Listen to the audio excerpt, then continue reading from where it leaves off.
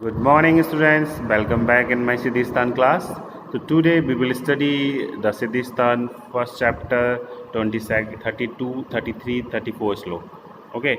So what was there in 32, 33 and 34 slok? So that is Niruh एवं अनुवासन वस्ती के सामान्य गुण.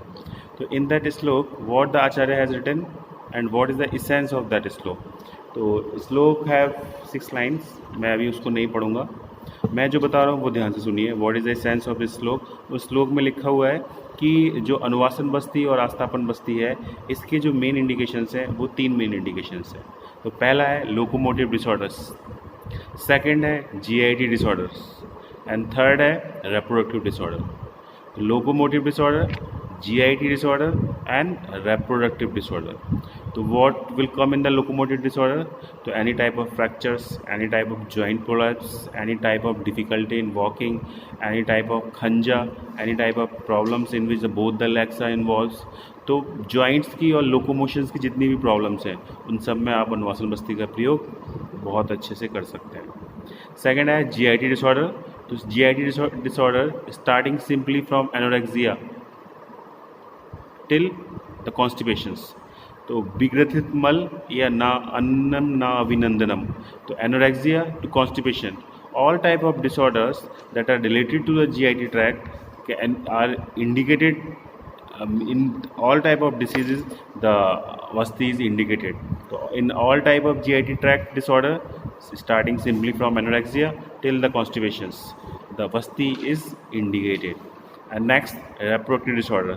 So all the reproductive disorders, it may be the infertility, it may be the male infertility, it may be the female infertility, it may be the premature ejaculations. So in all type of the reproductive disorder, the vasti is advisable.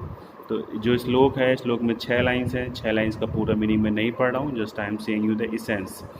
तो वस्ती, अनुवासन बस्ती, आस्थापन बस्ती is indicated और can be given in any type of the locomotive disorder, in any type of the GIT disorder, in any type of reproductive disorders. तो exam में आएगा तो आप कैसे लिखेंगे? तो आपको पहले लिखना है the Basti is advisable on following: number 1 locomotive disorder, number 2 GIT disorder, and number 3 reproductive disorder. In locomotive disorder you can quote any type of the disease related to the locomotions or the movement of the body structure.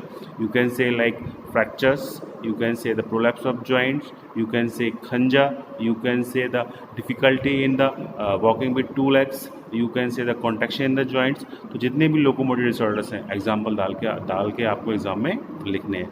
Second है GIT disorders. तो all type of the disease related to the GI tracts are advisable for vasti, starting from simple disease anorexia till the विग्रथितम मलम, that is constipation.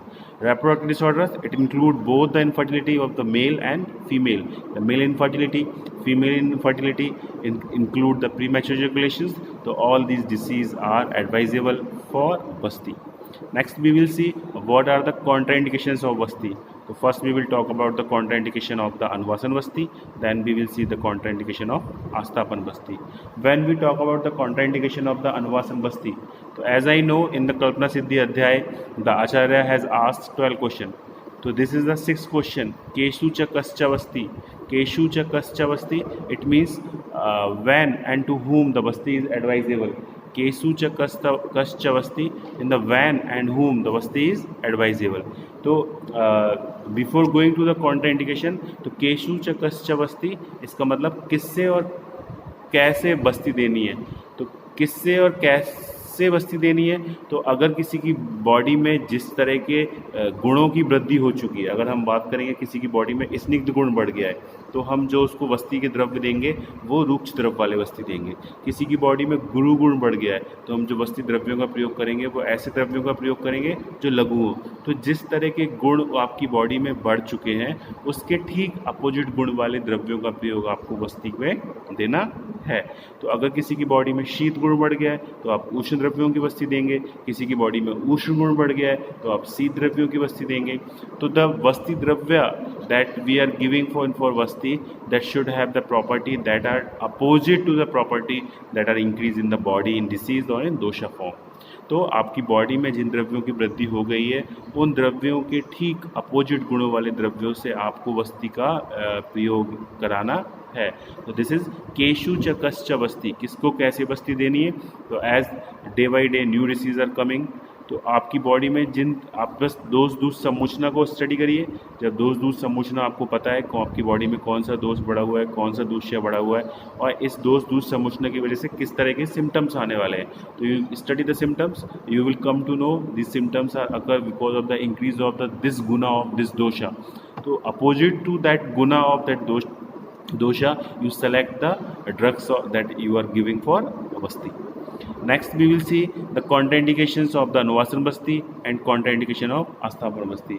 I will not study the श्लोक, I will not tell you the श्लोक because आप बस चीज़ों को समझिए, समझ के आप अपनी तरह से एग्ज़ाम में लिखिएगा। तो contraindications में हम बात करते हैं तो पहले दोष की बात करते हैं। तो जितने भी कफज दोष के विकार हैं उन सब में अनुवासन वस्ती नहीं दी जाएगी। जितनी भी मेद धातु की विकार है उन सब में अनुवासन वस्ती नहीं दी जाएगी। जितने भी ऊर्जत्रुगत रोग हैं उन सब में भी अनुवासन वस्ती मोस्टली नहीं दी जाती है। तो कफज दोष की बात करें, मेद धातु की बात करें, ऊर्जत्रुगत रोगों की बात करें तो इन सब में अनुवासन वस्ती का निषेध है। तो हम कुछ एग्जाम्पल ऐसे दें जिसमें कफ बहुत ज़्यादा बढ़ गया है। प्रमेय, तो प्रमेय में 10 दूष्य इन्वॉल्व होती हैं। कुष्ठ में 7 दूष्य इन्वॉल्व होती हैं। तो प्रमेय हो गया, कुष्ठ हो गया।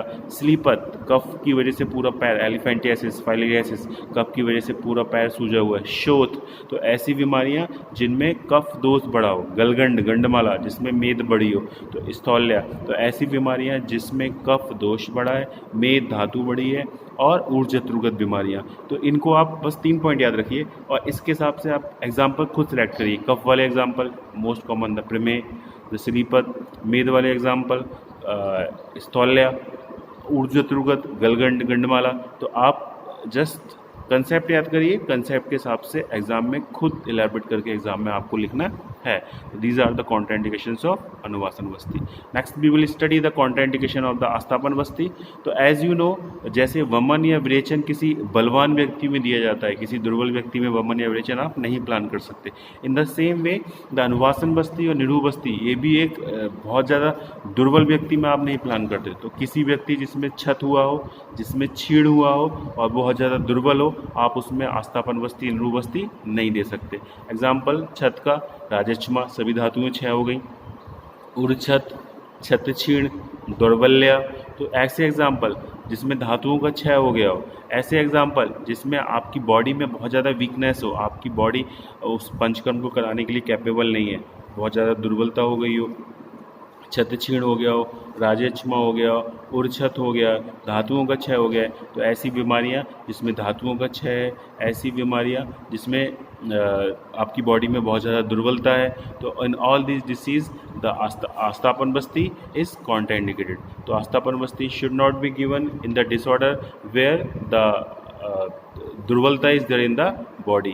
So that's why we have studied the contraindication of the अनुवासन वस्ती and contraindications of आस्थापन वस्ती। ठीक है, तो first what you have seen, आपने देखा कि वस्ती में केसु च कश्च वस्ती, कि वस्ती में सिलेक्शन ऑफ ड्रग्स किस पर डिपेंड करती है। तो सिलेक्शन ऑफ ड्रग डिपेंड करती है कि आपकी बॉडी में डिसीज़ क्या है। तो depending on the presentation of the disease, depending on the qualities of the symptoms that occur increase in the body because of the increase of the quality of which dosha, तो you will select the drug that have the qualities opposite to that of दोषास।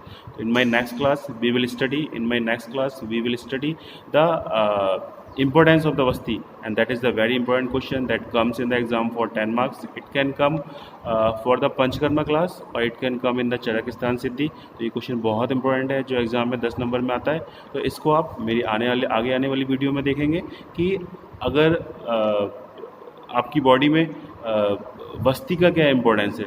तो बस्ती को संपूर्ण चिकित्सा या आधि चिकित्सा कहा गया है। तो ये एग्जाम में क्वेश्चन आएगा अपने आप, सर्वाम चिकित्साम अपि वस्तिम एके, सर्वाम चिकित्साम अपि वस्तिम एके, तो सभी चिकित्सों में वस्ती चिकित्सा सर्वश्रेष्ठ है। तो सिर्फ इतना लिख के आएगा कि एक्सप्लेन दिस, तो इसको आपको लिखना है कि ये कौन से चैप्टर से, कौन सी संहिता से, किस रेफरेंस में लिया गया है, फिर वो श्लोक पूरा करना है और श्लोक को मीनिंग लिखना है। तो that is a very important question. अगर थर्ड ईयर में नहीं आएगा तो फोर्थ ईयर में पंचकर्म में जरूर आएगा। That we will study tomorrow. Okay, thank you.